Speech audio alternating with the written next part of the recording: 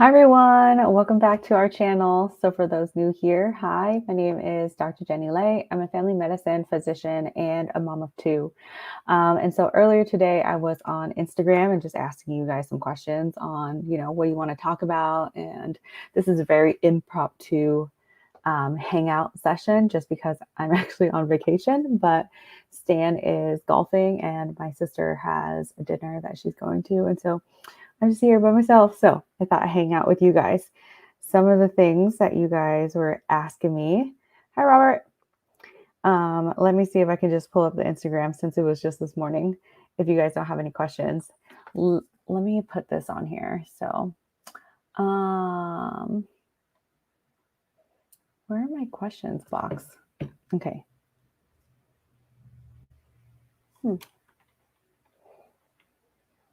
Oh, here. Taking questions. Let me see.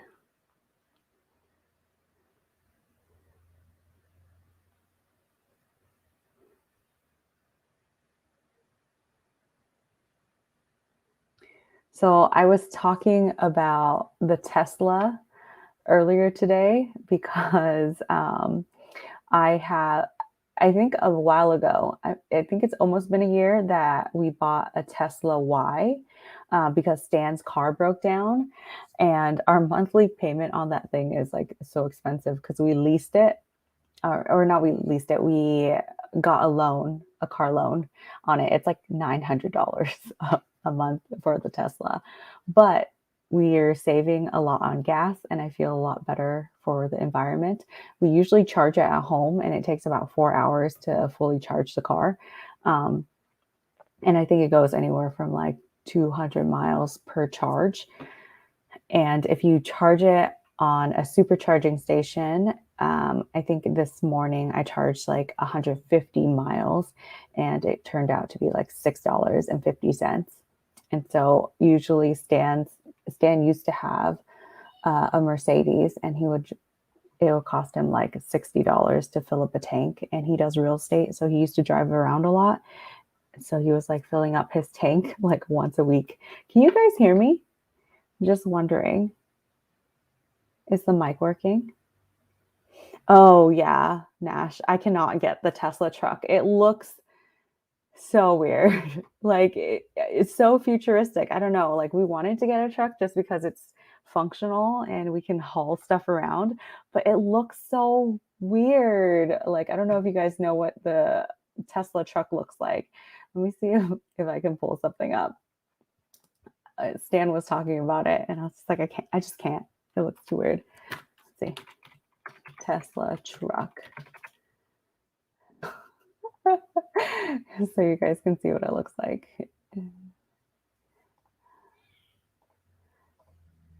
So this is what the truck looks like. Oh, I just can't. There's too many angles. Like, I don't know. I just can't do it. I mean, oh, from this side, oh, this doesn't look bad. But this one is a no-go for me. Oh man, actually that looks kind of cool. But yeah, imagine seeing that on the road. What do you guys think? Okay, how do I end this? Very futuristic, right? Okay. I'm on vacation right now, as you guys know, and I'm getting a lot of questions like this, like why choose FM over IM and what's the difference between the two? I love talking about this topic because I feel like it's a very common thing that people are asking. And so the reason why I personally chose family medicine is because Um, I love pediatrics. My family thought that I was going to be a pediatrician growing up. I love kids. I love everything about kids. I just think they're adorable. And then I love OBGYN. I love gynecology. I love all the gyne procedures. And at one point in my medical career, I thought that I was going to be delivering babies. Like the whole process of pregnancy and coming to delivery, I think that is such a beautiful thing. And to be able to be a part of someone's journey is so like gratifying, and it brings me so much joy. It's just I couldn't do the schedule of being on call and waking up in the middle of the night to deliver a baby, so I didn't love it that much. That being said, like I chose FN over IM more for like the procedural aspect of family medicine. Like I love in-office procedures, and little office stuff that I get to do and the variety that I get to see. So, as I said, I see everyone from newborn infants all the way up into geriatrics, and I help people with palliative care, going on hospice, and all that stuff. So, basically, from birth all the way till death. In my office clinic, specifically towards me, I'm very procedure heavy. So I can do knee injections, shoulder injections, skin biopsies, ranging from punch to shave to excisional biopsies. The dermatologists in my specific area have a really hard time fitting all patients in, and they can wait up to like a month at a time. And so I help out with that in patient access. And so when I get like usually I see an abnormal mole and I say, let's shave it because it looks abnormal. We'll send it into pathology. And then if it comes back, they're like, oh, we should definitely remove more or do margins. Then I will go in and do an excisional biopsy. If I do a punch or if I do a shave and something like that. And then the patient says, or it comes back as melanoma, then I refer right away to dermatology and they take care of all that stuff. Other procedures that I do, lots of gyne procedures. I do a lot of wellness exams, so doing pap smears. I do IUDs, Nexplanon inserts and removals, colposcopies, which is the next step for cervical cancer screening. If you have an abnormal pap smear that is HPV positive, we look more with a microscope and sometimes do biopsies of the cervix. So that procedure, toenail removals, trigger point injections, INDs, lots and lots and lots of procedures. The difference between internal medicine, usually about 77 to 77, I don't know where I came up with that number, 70 to 80% of internal medicine people go specifically into internal medicine because they know they want to subspecialize. And what that means is that people who are in cardiology, rheumatology, gastroenterology, all the different ologies, cardiology, have to go through internal medicine first and then do a fellowship in their specific training in internal medicine. So when you see a cardiologist, they're not just like, they didn't just go straight into cardiology. They went through 4 years of medical school, 3 years of internal medicine residency, and then applied for a cardiology fellowship, which is an additional 3 years. And then if you want to do interventional cardiology, I believe it's an additional 1 to 2 years. And so it's a lot. And so I had no interest in, that. Oh, hey, hello, London. Hi.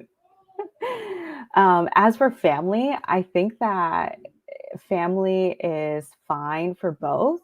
When you become a doctor, you really make your own schedule and do what is best for you. This here is London. It's blurry, but this year's London.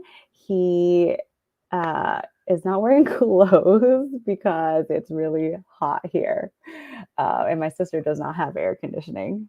Okay, London, you silly. You're hilarious. Everyone's saying hi. Say hi. Why is it so blurry? Hold on. Can you see? Okay. Anyways, the schedule is what you make of it, right? So I personally am going part-time, specifically. Go play with Wyatt, okay? Can you go play with Wyatt? Okay, go play with Wyatt. Thank you. Bye, London. You're so silly. Okay, go play with Wyatt. I'm sorry, my webcam is like really blurry for some reason. Anyways, for me specifically, I chose to go part time, and I think you can do that with internal medicine after residency as well. When you become an attending, your schedule is what you want to make it. I think it's a little harder for surgery subspecialties like general surgery or trauma, anything that has trauma or like OB-GYN, just because you have to take call and you still split it up amongst how many providers you get. So if you have a larger group that follows, that takes call, then it should be fine. But then if you have a smaller group, then it's going to be a lot harder. Mommy. Okay. No, thank you. This is what we're dealing with. Okay. No more. Yes, honey. No more. No, thank you. I wonder if this is like how news people, like, they're all like, oh, by the way, excuse me, my child is here. Okay. I think I talked about that question enough.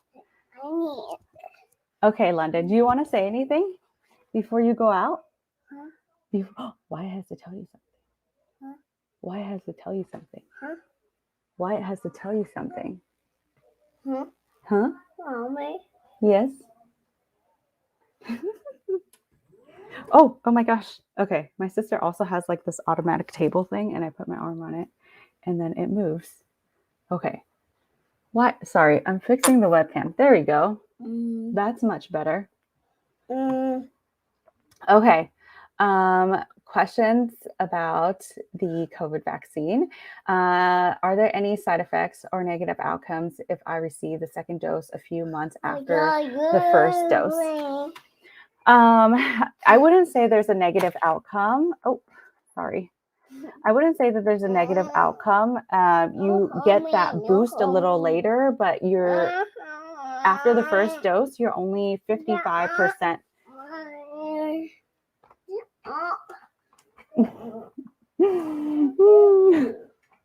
After the first dose, you're only about 55%. The vaccine is only 55% effective. Okay, 1 second, guys. You want to play with me? Hold on. Uh-oh.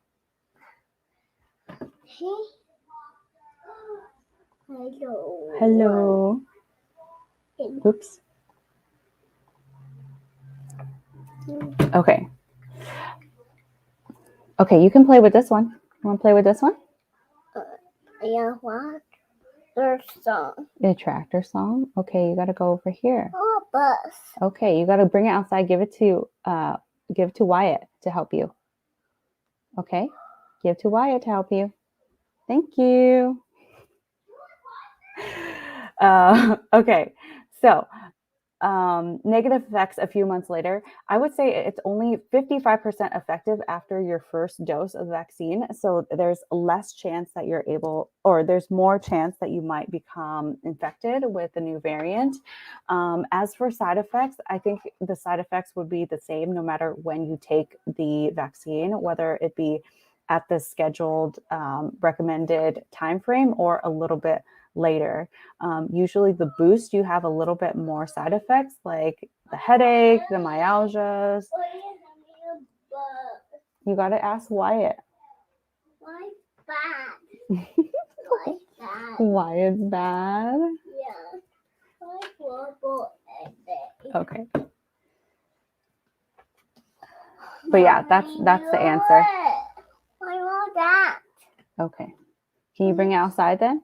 Yeah. Okay. Okay, here you go. Okay, now go outside. Thank you. Thank you. Oh no, that's my soap. Okay. And press this one. This one. Bring it outside. Bring it outside. Go. Go. Be sure to ask your parents really nicely to go. Okay. There you go. Do you hear Go. that? Wyatt. Show Wyatt. Oh my gosh, this is what I do with my kids. Fell. Oh, it fell down because your fingers. Do any of you have kids? Like, do you know what this is like? I feel so bad for parents during this pandemic. It's like we don't have any breaks. It is so hard. Okay, here you go, Bubba. On the count of three, There you go. let's yell flip. Okay, go.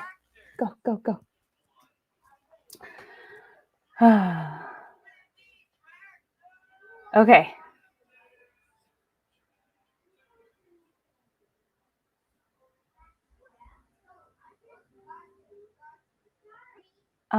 Let's see.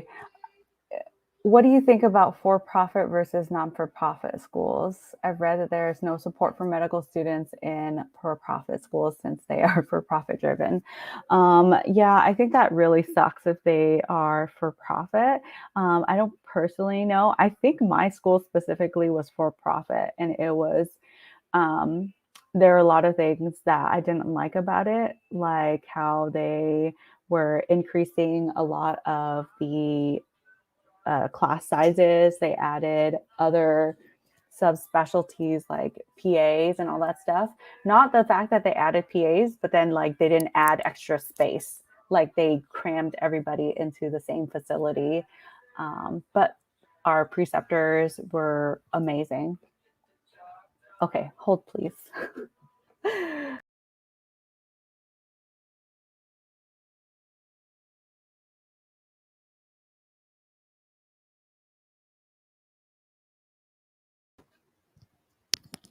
Okay, I'm back.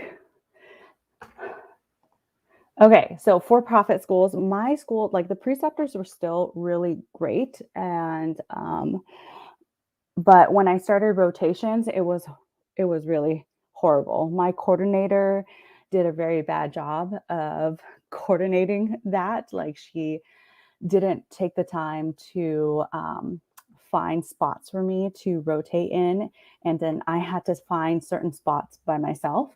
And so you shouldn't really have to do that. Like you should go to a school where they have all that set up for you already. Like you're paying them, right? So yeah, if you can, I would say not for profit, but then it's really hard when it's also dependent on location and where you want to go and all that stuff.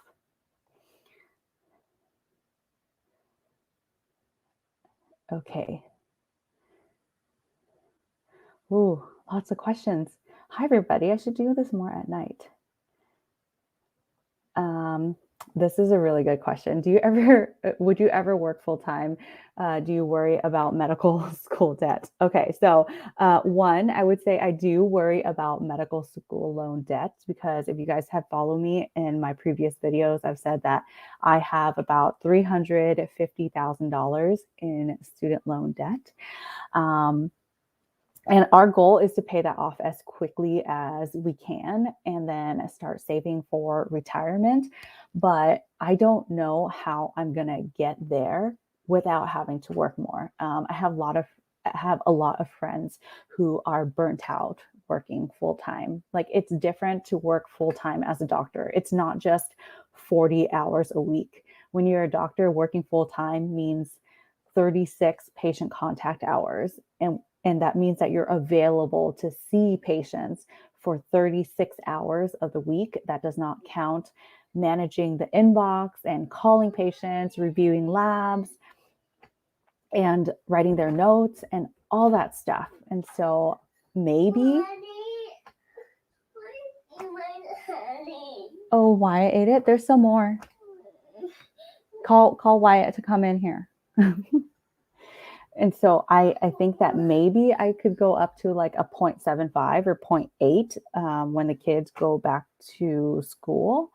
But I don't think that I would want to work to the point where I feel burnt out, because then I think that I would just provide horrible patient care. So I need to find other ways to make money, or Stan needs to make more money, because I don't want to work that much more. Is that horrible to say? um, I have thought about opening my own practice specifically for osteopathic manipulative medicine, OMT. I have had patients who come to me specifically for OMT, and I really enjoy it. The reason why I went to med school and the reason why I became a doctor is specifically OMT. As of right now, though, like, I love family medicine too much, and I love taking care of the whole self and whole body. And so I feel like if I did a private practice OMT on the side, then I would be giving a lot of that up, and I would only be doing OMT. But there's just too much nuance if I were to do like a whole family medicine practice. I don't think that that's where I'm headed right now. So maybe in the future.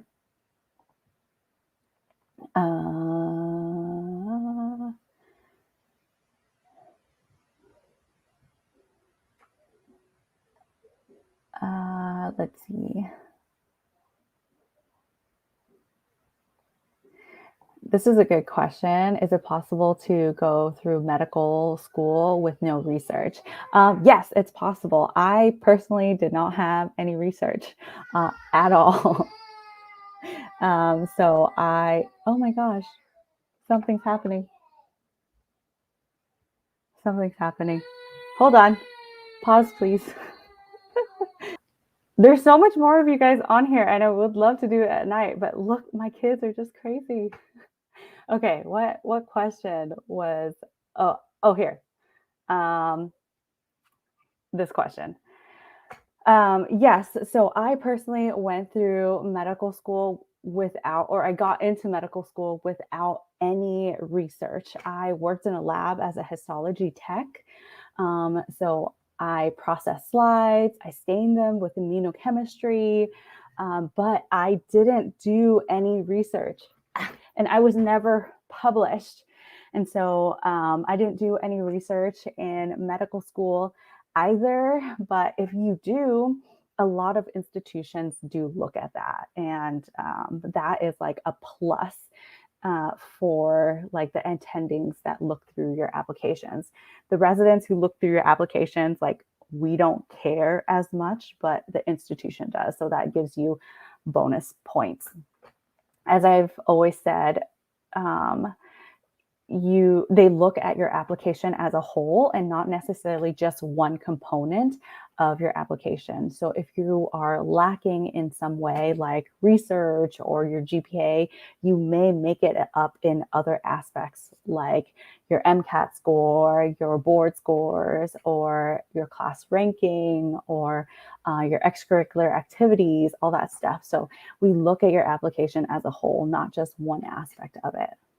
So keep that in mind.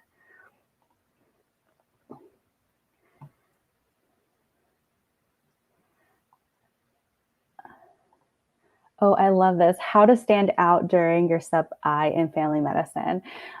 So I was going to make this video for medical students specifically, but I think it's really important to make yourself useful for the resident and the attendings and stuff like that.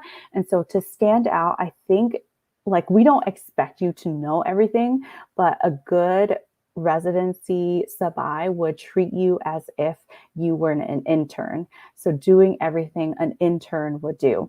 So I would say take initiative and say, like, if you're on an outpatient basis or even on an inpatient basis. I know specifically for our program, we would have you a couple days a week, or like 2 weeks on, or 1 week, because it's only a 2-week audition rotation. But for 1 week, you'll be working on the inpatient side. And then the second week, you'll be working on the outpatient side.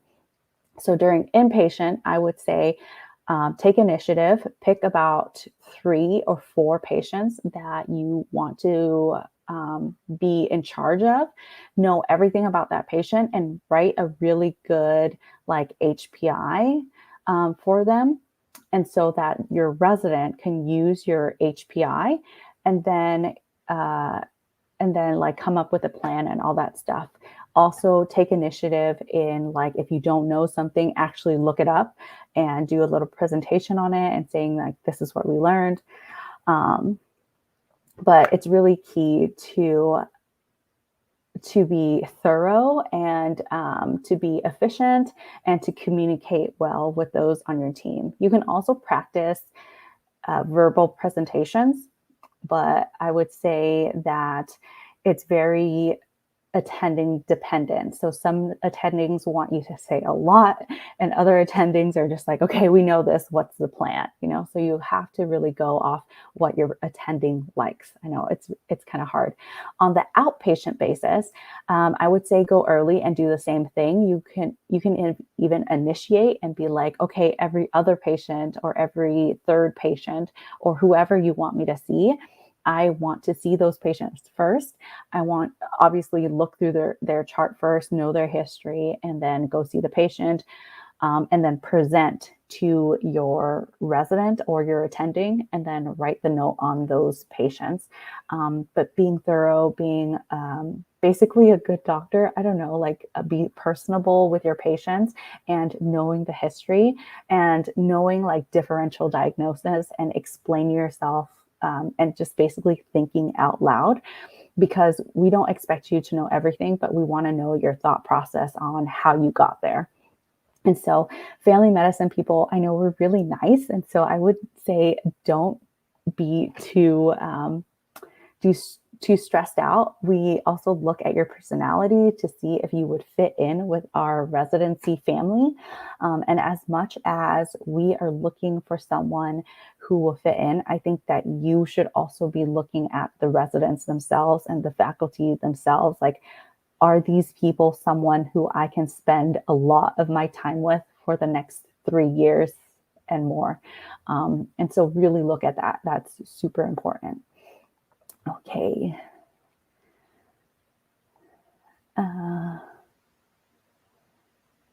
Hi, everybody. There's a lot of, let's see. There's this question about step 2 CK.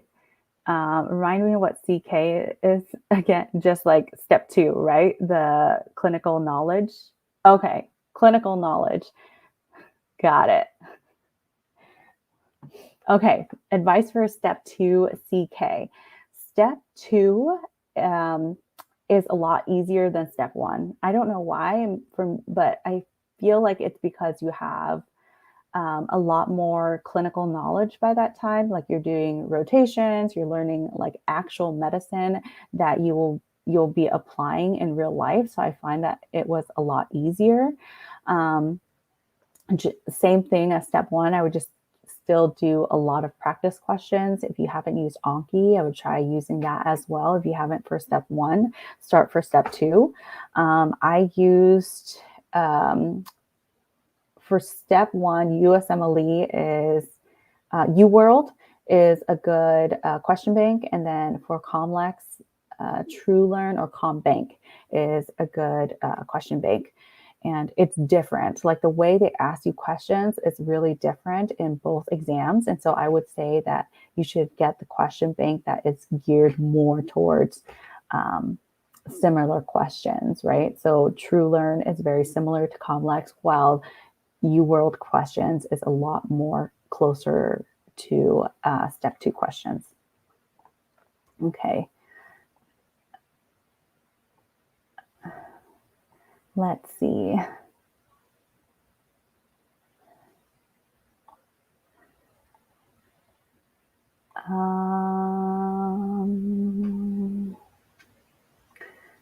This is a heavy question, Julie, but I'll answer it.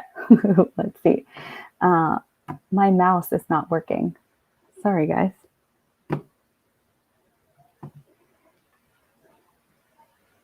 Oh no, I'm having a hard time. Okay, so I can't pull the questions up, but Julie asked, do you believe in physical punishment for your kids? And I say no. Even I know I'm Asian and I don't believe in like spanking or like physical punishment. I think that that causes a lot of trauma to your children. I think that you should give them unconditional love and explain to them, right? Because children are just very young and they don't understand what's going on as of yet. And so I think it's us just like being very frustrated and thinking that spanking them is going to have them remember. I think spanking them is just going to have them resent us a lot more. And so I personally don't do it. I talk to them, try to explain what they're feeling. I try to just talk to their emotions, to have them feel their emotions, basically. I feel like a lot, I don't want to generalize, but I want to say like a lot of men are growing up and saying like, oh, man up, or like, don't cry about that, you know, but it's perfectly normal. And I think it's a perfectly strong like characteristic to be able to express your feelings. So yeah, it's hard. I so it's like this whole, what is it, parenting right now. I think we're stern and we set boundaries, um, and sometimes we'll raise our voices at our kids, but I don't think that Stan and I both don't spank. So yeah. Okay. And then this is stuck again. Okay, dokie. Now I can't even see the next questions. Oh my gosh. I'm sorry. Oh, here. Um,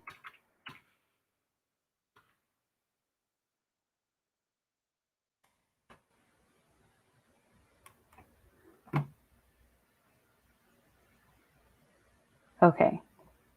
This question, how do you deal with egos in medicine? You don't want the attending to give you a bad eval to get on the resident's bad side. But on the other, there's a line between, yes. Oh, God, this is so hard. Like I wish that we all had a safe place to speak out, especially on um, attendings or residents who have been very mean and disrespectful. I don't know if you all heard about that resident, anesthesia resident, who was sexually harassing his co-resident and then ended up getting kicked out of his program. But his program specifically was talking about how the culture there just tends to sexually harass like medical students and like everybody else in between. And there was no like repercussions. And so Natalie Crawford, she is a fertility specialist on Instagram. I don't know if you all follow her, but she did a anonymous Instagram post, like a question box, and she was telling people to send in some of their anonymous, like things that have happened to them during their rotations or as medical students, and they didn't feel like they wanted to speak up because in fear of getting like a bad eval or not matching or being blackballed and all that stuff. And some of the things that were said or that things that have happened to them is so heart-wrenching. Like there was a person who was assaulted, like she was taken to dinner and then she was assaulted, and then she went to the emergency department in a different hospital so that she didn't want the residents to know, by one of the residents, and still made it to morning rounds the next day. And she didn't feel like she could tell anybody, or the things that just that attendings would say, like, the more you speak up, um, the more that people know that it's wrong, and it helps the next person, you know? It's like we have to hold each other accountable, and I feel that the med student wouldn't feel like confident enough to speak up. But I feel like as a resident or even as an attending, if you see something like that, speak up for one another and have each other's back. Like just say like, hey, that is not okay. Um, that should not be said. And so residents like reach out to your coordinators or something like that. I would definitely document it and tell somebody because it's not okay. Um, but yeah, also know that not all doctors are like that. Um, I feel like medical training puts you through a lot of trauma, and so the only way that other doctors know how to teach is by perpetuating that trauma. And so it's not you, it's mostly them. And so please find somebody that you can talk to and you know that you can confide in, and we'll do something about it. Okay, this mouse is just ridiculous. Oh, now it's broken. Ah, I can't.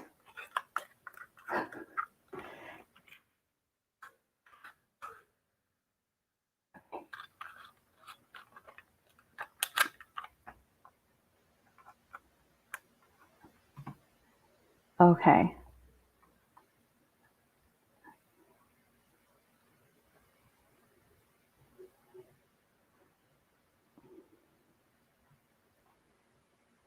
My mouse is not working. Okay, any other questions, guys? I probably won't put up this the questions up just because my mouse is not working.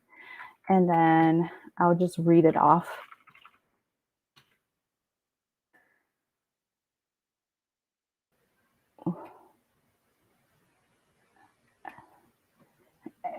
Okay, there's a lot of questions popping up. One second. Any stigma or prejudice for Asians being into medicine?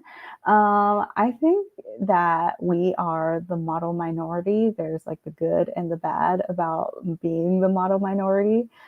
We still experience a lot of prejudice, um, but it's horrible because I would go into a patient room, and most of the time they call me sweetie or honey or like, and they're like the same age as me. It's bad when it's like this little old 80-year-old lady, but it's even worse when it's like a 28-year-old male calling me sweetie. I was like, no, I am your doctor.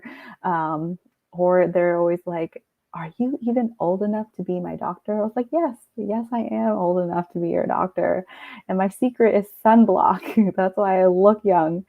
Um, just being like a smaller Asian female in medicine, I think I get confused for like anything else but a doctor. I mean, there's nothing wrong with like, I love my MA, I love RNs, like, I love everybody else in medicine. It's just that's not my role. And so please address me by my degree.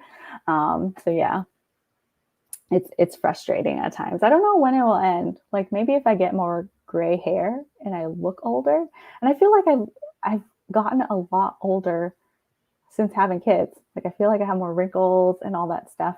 But still, I get the whole like you're too young to be a doctor. Um, and I don't know how to take it because I would come in with a young med student who looks like a baby, who's a male, who's like 6 foot tall or like just taller than me. And they would be addressing him and speaking to him like he's the doctor.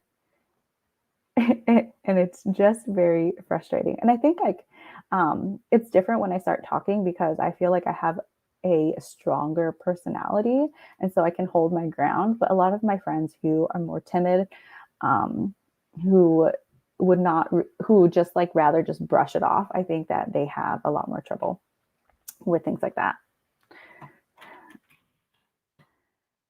Okay. Um,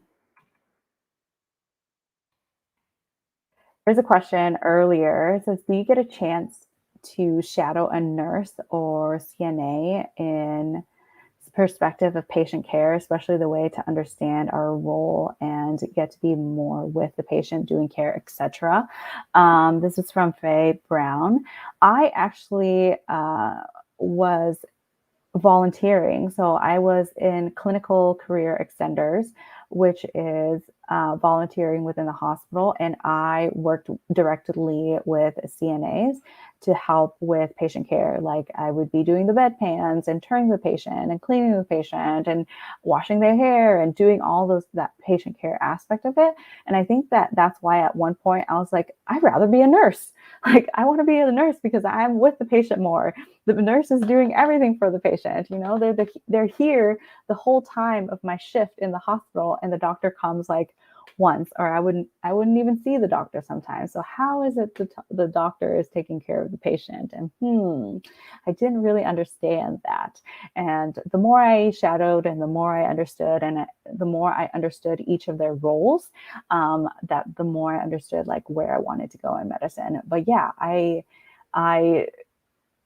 do think that that is an important aspect, but I did that when I was in undergrad, preparing myself to get into med school. So, yeah.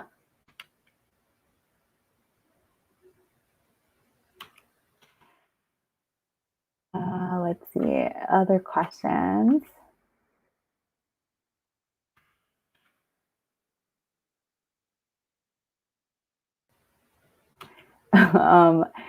So how do you deal with family members always asking for medical advice? I often say, I don't know, go see your doctor, but they give me funny looks and they think I'm lying. What do I do?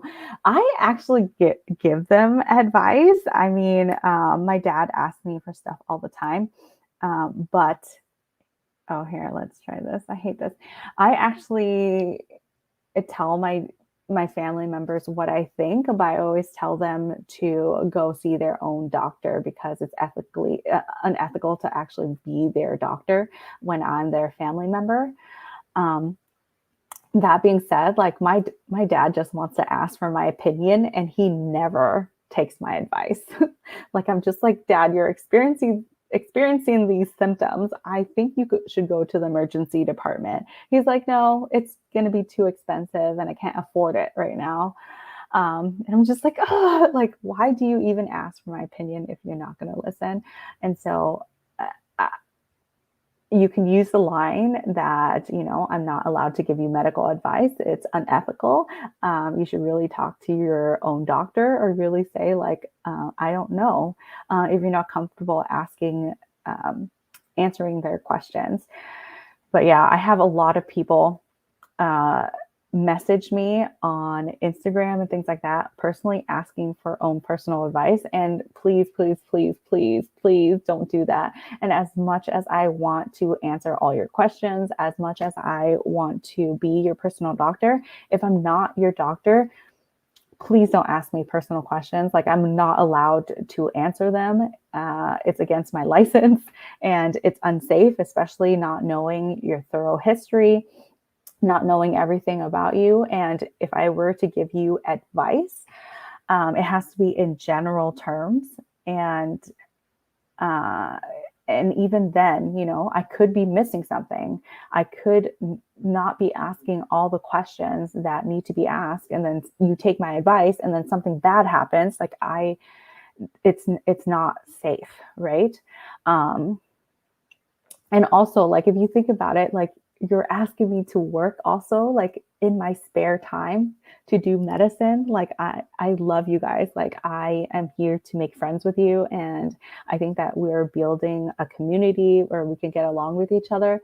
But I think that, you know, like, there has to be a line that's drawn, right? And so I think setting boundaries is really important. And so these are my boundaries.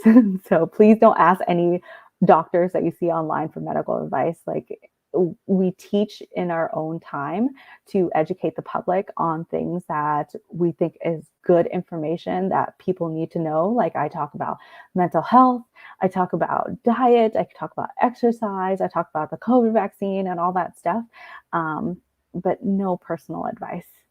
Okay. All right. um,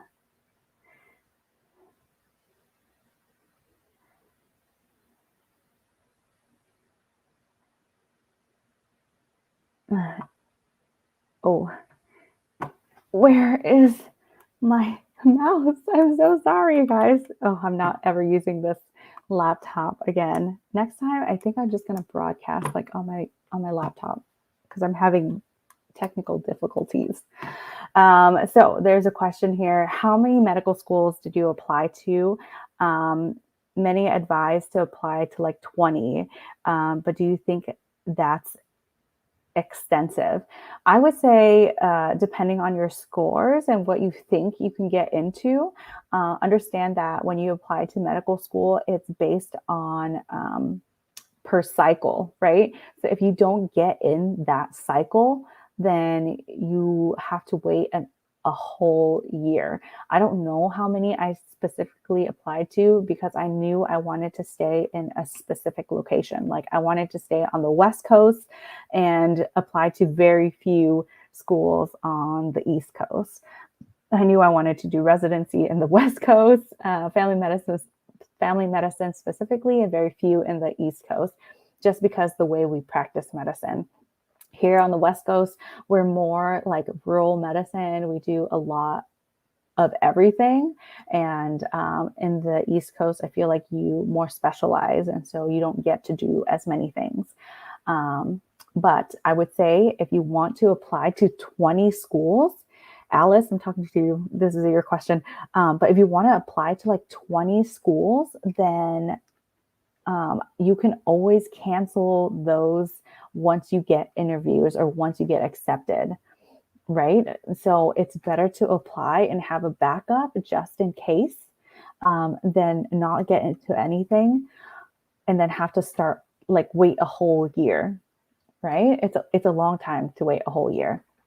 So I say in the beginning, cast your net wide. Once you get those interviews, once you get those acceptance letters, then you can narrow it down and cut back and pick from there. It's better to have choices, right? Okay. Oh, thoughts on the Caribbean med school. I think it's difficult. I think you have to be very hardworking. You have to be on top of your ish to complete Caribbean schools, just because they're for profit, right? And so um, they basically give you all the information, and then you have to learn it for yourself. I don't know how their preceptors are. I don't know how much medical support they have. I don't know about their, audition rotations or rotations in general. I just know it's like you have that extra layer. You have to be self-motivated. And so once you go through a Caribbean school, you also have a little bit of kind of bias towards you, I think, when you're applying to residency, just because it's in a Caribbean school. So they're going to question like, why'd you go to a Caribbean school instead of like a US MD school or a DO school? Why did you take that route? Uh, were your scores not high? What were you struggling with? And so there's a lot more obstacles. And I know that some med some residencies just like won't even take Caribbean schools. I don't know, like that's just another obstacle that you have to overcome. So I would say, like, if you can get into a US medical school, like an MD or DO school, I would say do that first. And then if you can't, then go to a Caribbean school if you truly want to be a physician. I just know too many people who have gone to Caribbean schools and just not been able to finish the course. They also kick you out actually because they want their ratings to be high. They want to, so like say you don't pass like a certain score on your thing, then they kind of kick you out of med school, and then you're in a ton of debt without any degree to pay off that debt.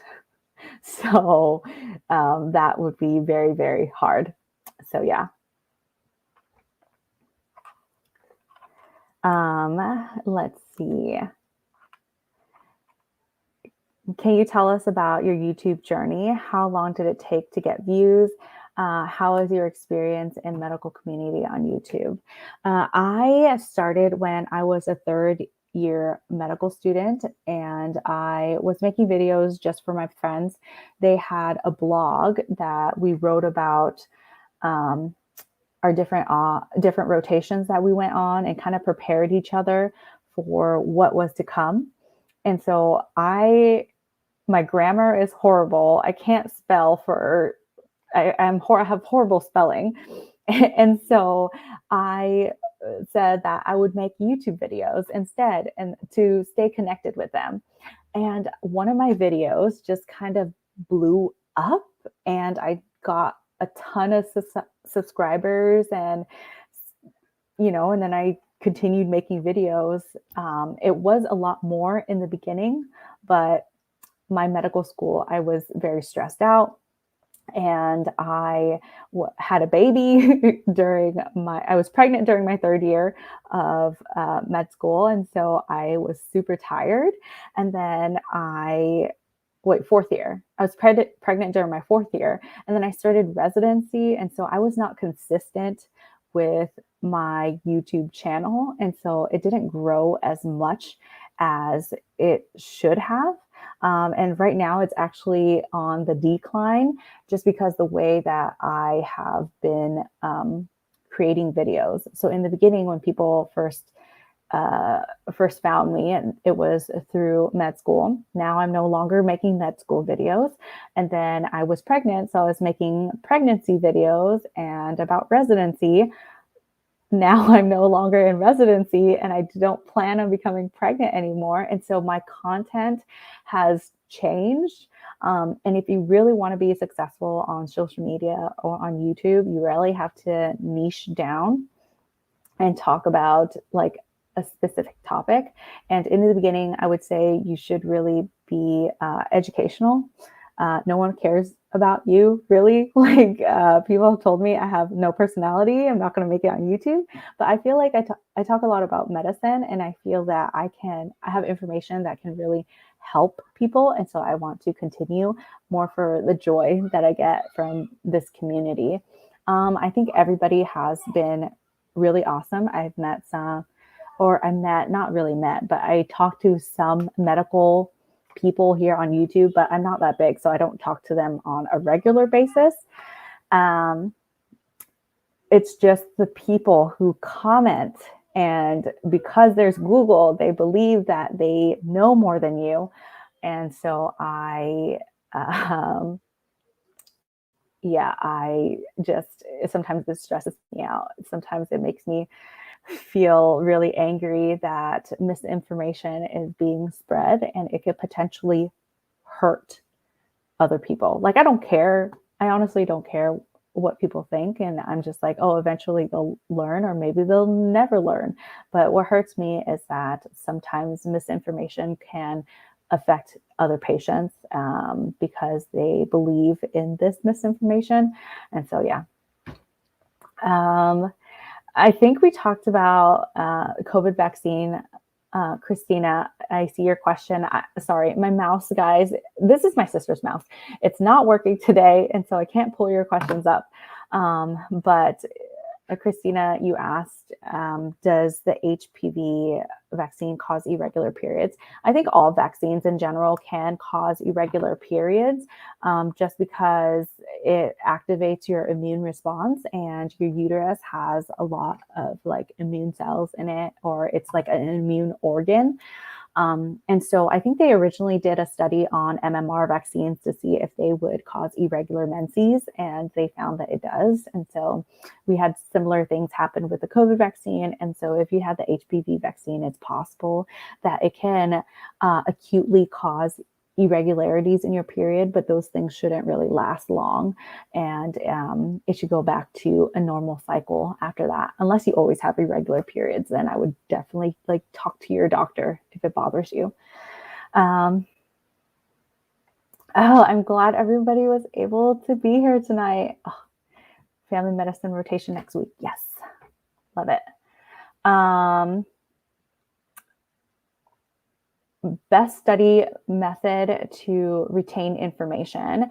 It has been shown from studies time and time again that spatial studying recognition is what helps you retain information. So it's not actually going over the material, but how much recall you, so how much you bring that information back up.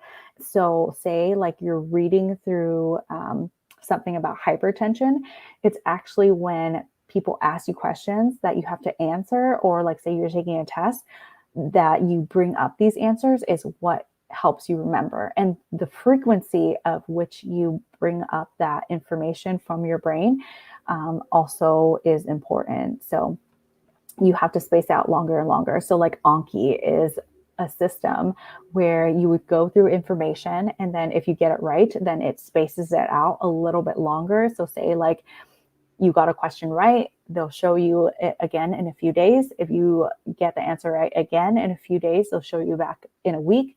If you get that question right again, they'll show it back to you in a month. And if you get it wrong, then they're going to go back to showing it to you in a day, in a few days, and things like that. So it's more of the recall that helps you retain information for longer periods of time.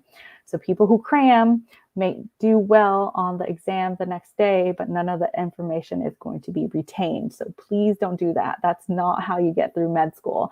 That may have gotten you by in undergrad, but it will not help you in medicine. So please don't cram.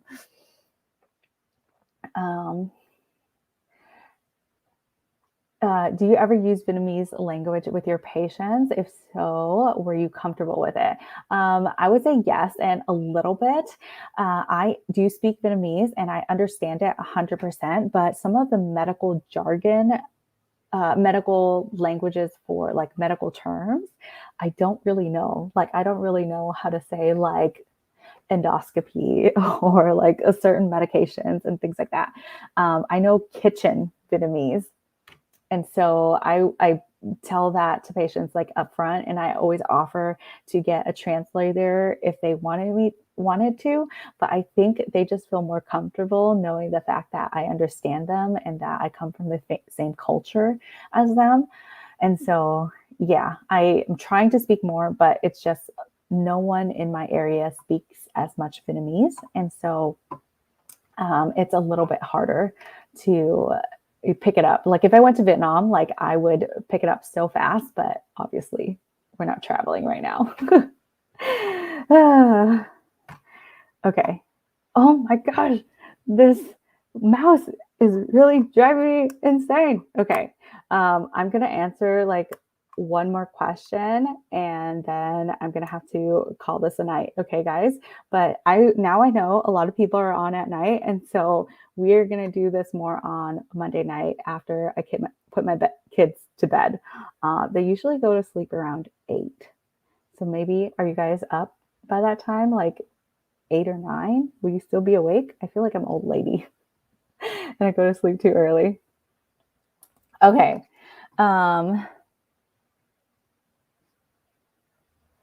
Okay, last question here. Ooh, my mouse. Sorry. Yeah, mouse needs to be changed for sure. You guys are all night owls. I am an early bird. Like I wake up at 5 a.m. And so, oh my gosh, 11 p.m. Oh my, I can't, guys. Okay. So last question here.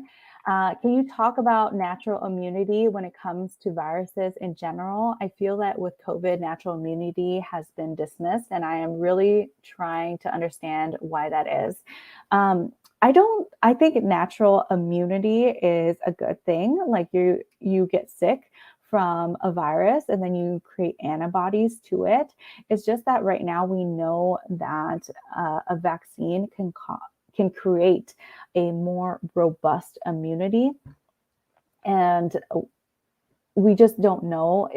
Natural immunity is so variable. We don't know how some people might react with natural immunity, how much antibodies or how much of an immune response they would get as compared to something else, which we know is really safe. That being said, I think natural immunity is fine in terms of like RSV, which all little children get, and other viruses when you're young. But the issue with specifically COVID is that you can get other long-term side effects from natural immunity, and it's all about risk and benefit, right? So say it's possible that you have a good immune response, but it's also possible that you have not a good response with natural infection. Okay. And the risk of natural infection is severe COVID, requiring hospitalization, requiring intubation, possible long-term effects, like if you had a heart attack, what would happen? If you had a stroke, what would happen if you're able to move one side of your body or not? Headaches, loss of taste and smell, neuralgias, like weird feelings in your skin, rashes that you break out in, and lots of things, or erectile dysfunction. So the risk of those things happening, is it worth those risks specifically to get natural immunity? I think that is the concern right now. I think immunity is good, but at what cost, right? And we know, as compared to the vaccine, the most severe of them is anaphylaxis, which occurs within the first few days of getting the vaccine. Anaphylaxis, as a doctor, I like that because I can treat that, right? I can treat it with epinephrine and medications. Other things that I can't treat from COVID is if you have brain damage, I can't treat that. If you have damaged lungs, I can't treat that. You know, there's irreversible damage that can be done.